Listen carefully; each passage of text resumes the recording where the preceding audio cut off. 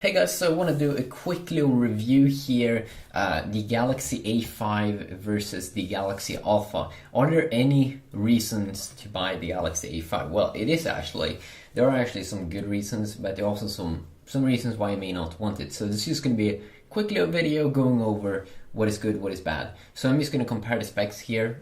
On the right side here, we do have the Galaxy Alpha, which was the phone last year, which kind of stepped up Samsung's design here with like a metal build, as you can see here on the sides. But also the back here is very, very soft. Like it's still like plastic, but it feels very, very nice. And it's super, super thin phone. So that's quite nice compared to the Galaxy A5 here, which is a little bit bigger.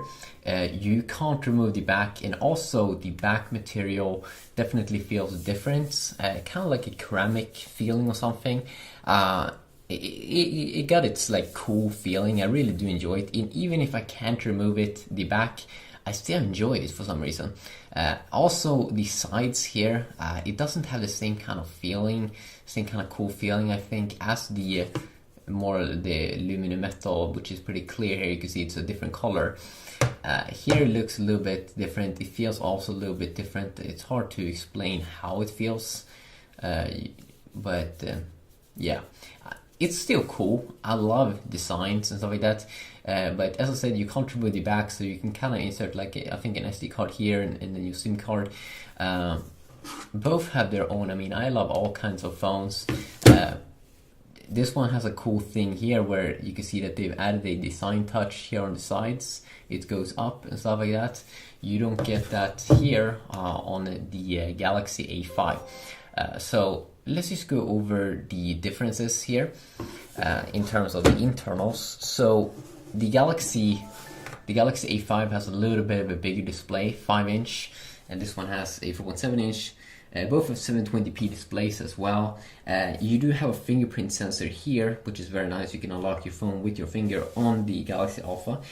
The big thing about these phones is that you do get Samsung's Exynos 5 chipsets inside of the Alpha versus Snapdragon 410 inside of the A5. Snapdragon or Exynos 5, which is Samsung's own like chipset, if I can recall, is way more powerful than the Snapdragon 410. So in terms of gaming, you have the octa-core setup in the Alpha, so that basically means 8 different cores, 4 Cortex A15 and 4 Cortex A7, and the GPU Mali T628. So it's really, really good for gaming.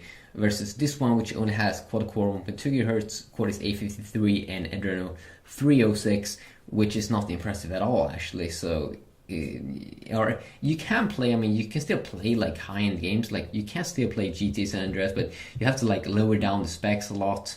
But if you don't play that many high-end games, you know, it's not going to be that bad. Especially menus and stuff like that. I mean, both are snappy phones, definitely. You have some other difference here. Also, you have 32 gigabytes of internal storage inside of the Alpha, but I'm not sure if you can expand it. And I don't think you can actually. Here you have 16 gigabytes and you can expand the memory. The cameras are also a big thing here. Here you have a 30 megapixel versus 12 megapixel, but the big thing here is the front-facing camera, which is way better on the Galaxy A5 because the Galaxy A5 features a 5 megapixel front-facing camera, so really, really good for selfies. I tried them side by side, and trust me, my face looks way better on the Galaxy A5's front-facing camera. The Galaxy Alpha only has a 2.1 megapixel front-facing, and it looks like a joke compared to the A5. So if you take a lot of selfies, then it's really, really good. Another key thing here about the A5, which is way better, is the battery. You have 2,300 milliamps versus 1,860 milliamps here only in the A5. Or in the Alpha, I mean, this one has 1,860 milliamps, this one A5 2,300 milliamps. So in terms of performance and like UI look, you can see they both have the same kind of features.